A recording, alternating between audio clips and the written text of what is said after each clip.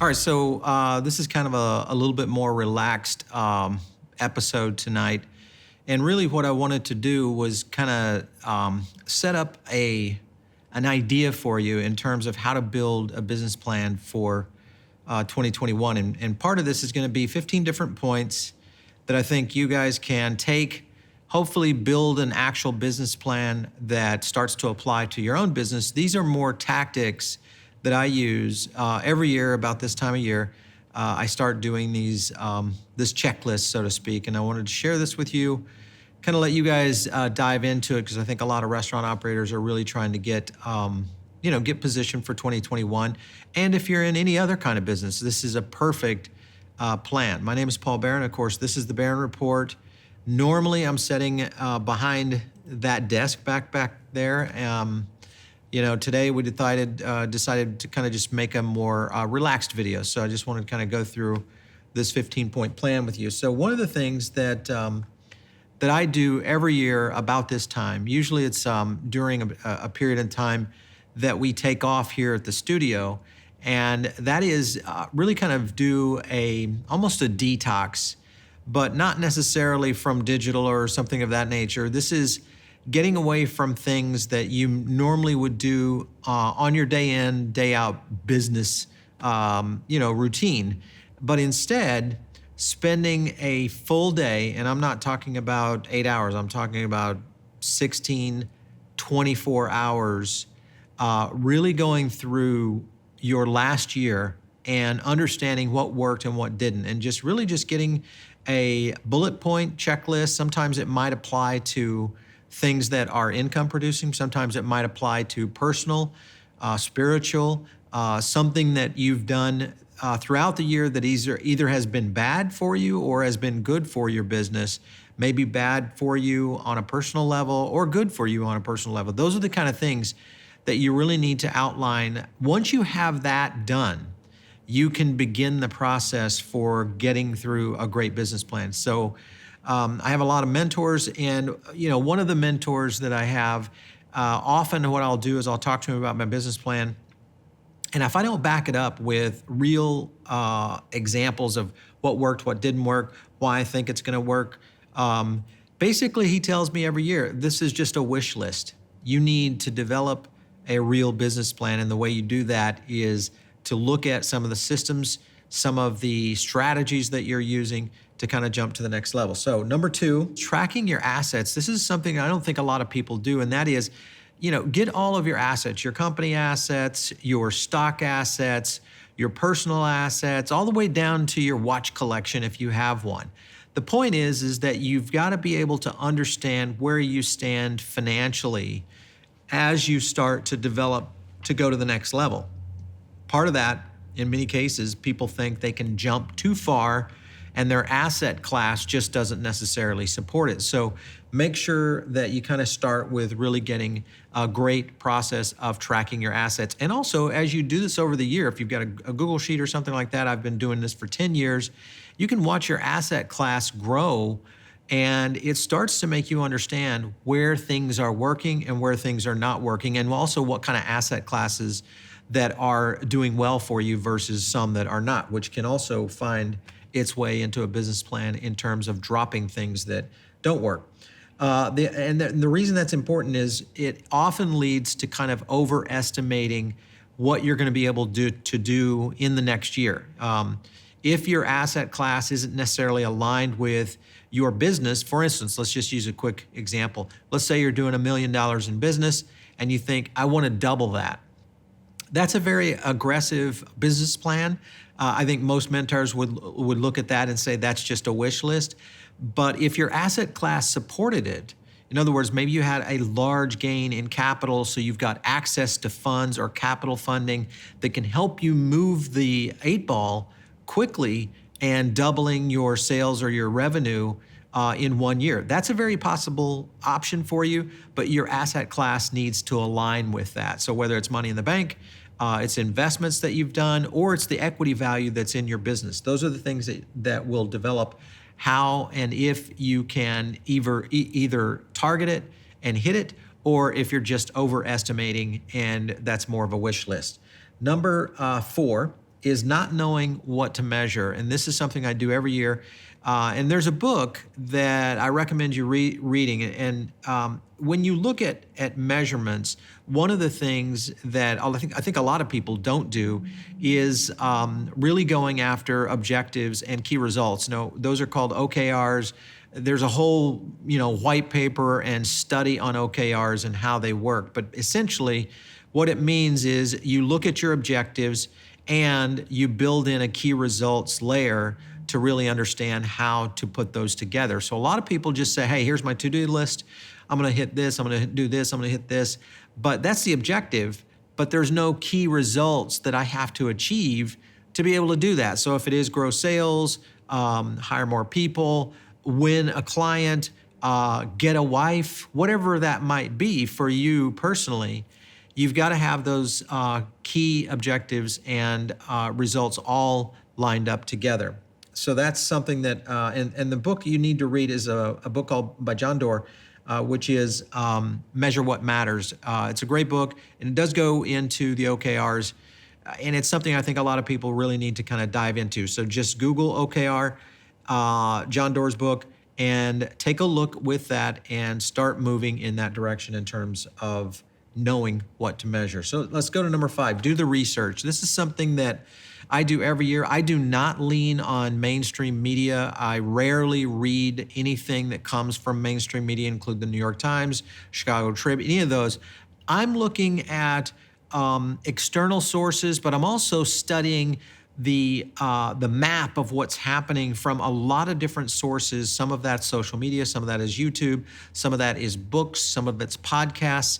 I'm going after people who don't necessarily have an agenda that can help you identify what's potentially happening, because this is going to be something that's very important as you start to plan for next year.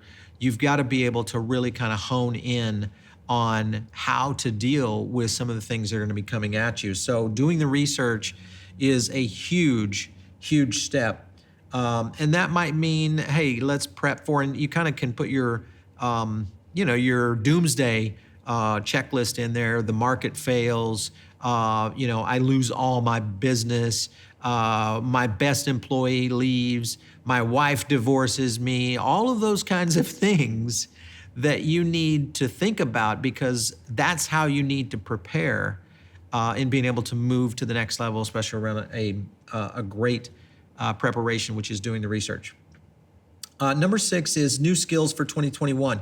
This is something that I try to do every year, is select 1 or 2 skills that I'm either weak in or I need improvement.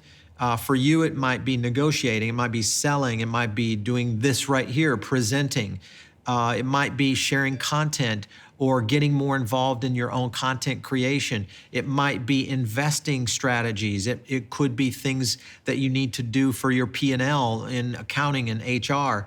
Whatever that weakness is, you have to embrace it and you have to really dive into it and get it right. And the thing that I think when you look at really going into this direction, what I always recommend is people, jump onto Amazon, find the best authors in that category, someone that's got 500 ratings or above on that book, get that book in that particular area, and just start sucking up that content as much as you can. I think a lot of operators and a lot of people in business don't put enough effort in reading.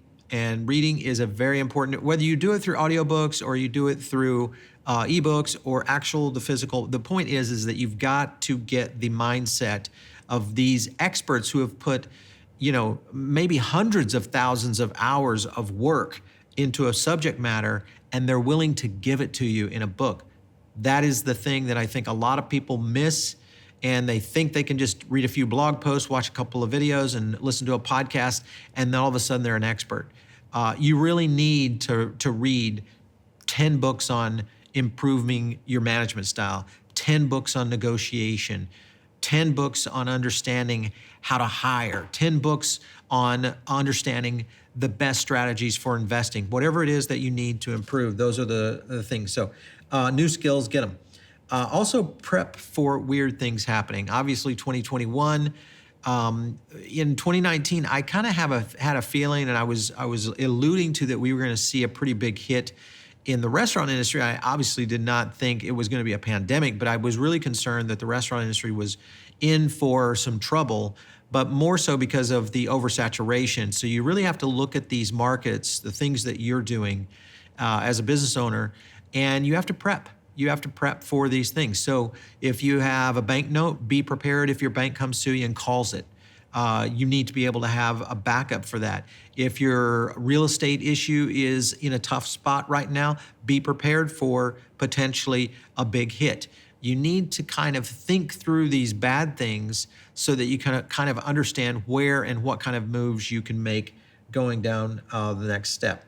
Cutting the fat with certain people. This is a hard one that is every year. And what I say is your circle is one of the most important circles and things you can invest in to not only further your personal ability and well-being, but your career, your business, all things. So whether it's, an employee set that you have, finding the right people, making sure they're there. Maybe it's your friend network and you've got someone that's very toxic in your friend network.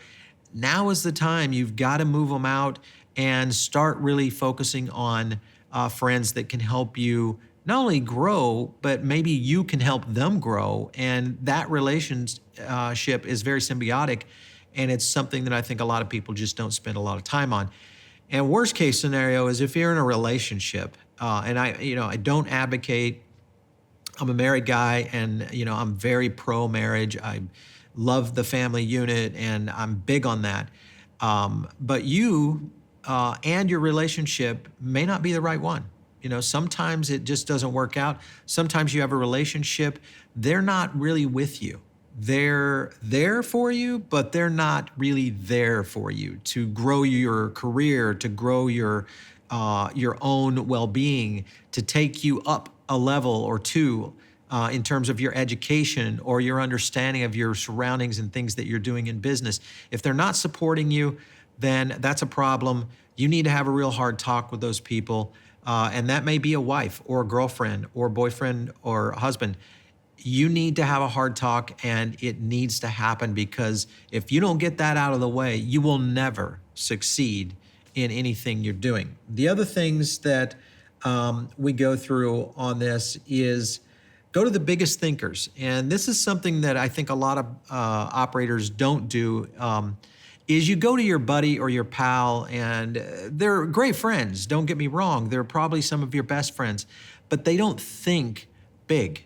You need to go to the next level and get those big thinkers, start asking for and assisting them with any kind of thing you can do to try to get that mentorship in from them, because that's something that really starts to stretch the envelope for you as a business person. Don't worry about the competition. This is another thing I think a lot of people, they get lost in, worried about their competition. And in most cases, the competition they're worried about is the competition that doesn't matter. And what I mean by that is it's likely that you have competition down the street. If you're in the restaurant business or any other kind of business, you think that's your competition, but the reality is your competition is someone 2, 3, 4 levels above you. That's how you have to aspire to get your business to that next level. For us here at Foodable Network, our competition is not the restaurant industry trade editorial companies that are out there. Our competition, in my opinion, is the companies that are edging in on food news in mainstream media. Bloomberg, Cheddar, Eater, even the New York Times, the Los Angeles Times. Those are real competitors. If you look at the podcast network, you should be looking at companies like Gimlet Media, all those kinds of companies that are out there developing. I'm not listening or worried about the people that are in the industry, because those are small fish. That's not how you need to prepare to kind of go to that next level. So that's a big one.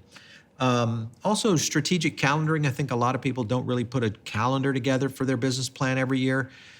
You need to look at your calendar and strategic things that are happening throughout the year. That could be events, education, things that are happening with clients, different kinds of strategies that you're trying to implement. Get that calendar going at the beginning of the year and start mapping it out. And also put your checklist throughout the calendar and look for those milestones to start measuring as you go. The other thing is the year is going to need a theme. My theme for next year, 2021, is your next 5 moves. So what I mean, and there is a book out there called The Next 5 Moves, and it's an amazing book. I got a chance to listen to the audio book version of this a few weeks ago, and I was like, this is it. And the point is that you need to look at, and I often talk about strategies like Sun Tzu and some of the things that people do on playing 3D chess. It really does work. You need to be looking at moves that are way out across, and not necessarily moves that are going to happen in 2021, but potentially those 5 moves are the first 5 moves that are setting you up for success, maybe in 2023, 2025. But the point is, you have to get those next 5 moves in play in 2021. So that's my theme there. Bring the team in for their own business plan assessments. If you've got some great direct reports, let them help you with where they think the business plan should be going. So there's a lot of times that people will have great ideas, or they have some ideas of how to improve your business. You need to open up and listen to those and get that as part of your business plan, because that's a big strategy in moving forward. And last, number 15, is your business plan needs a full life plan. So set off your financial plan, which is going to include all your things in business, investments, of course. Set up your personal plan for personal development, which is your education, your movement to the next level. Set up your health plan. That's everything from your exercise routines, what you're going to do in terms of eating right or changing your habits. And then set up your spiritual plan, because a lot of people, whether you are spiritual or not, understanding how to get spiritual with your own self is very important, because spirituality can be many things, and it can be something that maybe is not necessarily religious for you. It's something that is morality that's built into what you want to become as a person. So a lot of times I think people, when they look at that business plan, they look at the ones and O's, the dollars and cents, and they don't take it to another level. So those are my 15 points for building a great business plan for 2021.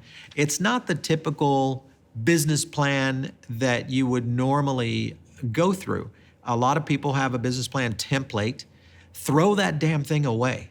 That's not what you need to be focused on. Find a great mentor, not a financial guy, because he's going to give you the rundown on where you should be financially, but find a great mentor and start working through some of your business plan ideas. And ideas are very important, but you have to be able to execute on them. Otherwise, it's just a wish list. So we'll catch you next time right here on the Barron Report. We'll be doing a few more of these more relaxed episodes, more solo stuff that's kind of going into strategies and hopefully helping your business, because I think that right now, I'm kind of over this negativeness that we've seen in the industry, and then all the operators that we're talking to, not that they're not great and they're doing amazing things. It's just that some of that stuff is getting repetitive, and we want to make sure and provide you guys with the best information we can to help your business move forward. We'll catch you next time right here on the Barron Report.